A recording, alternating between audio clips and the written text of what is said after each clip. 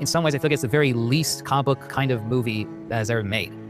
Well, Velvet Joker, what do you think of this one? Being a huge connoisseur of the Joker, I went in with really low expectations going into this movie. I was like, all right, Joaquin Phoenix is definitely, he either knocks it out of the park or he totally whips it. At least that's how I've always felt about his career. It's like he has a great movie and then he has a bunch of shitty movies. He blew me out of the water. I mean, his performance in that first Joker movie was just outstanding. I don't want to say it's Heath Ledger outstanding, but it was still pretty outstanding. It was different because it was like the part of me that was like, okay, this is not like a comic book Joker. Like there kept being different stories. Okay, this is the guy that inspires the Joker. And then there's people that say the Joker can't just be one person. It's more of a spirit or a god of mischief, almost not a Loki, but something like that in the DC universe that Something evil. He manifests forever like a psychopathy. I can almost complain about nothing except for I almost wish they totally omitted Bruce Wayne and his dad from this movie.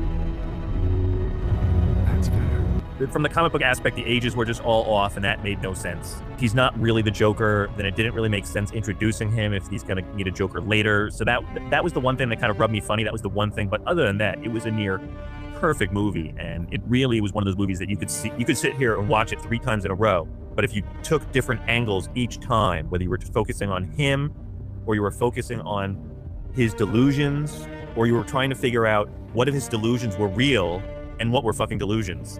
I apologize for cursing. I really thought they did a great job. Do you accept the sequel as like canon to it? He made it.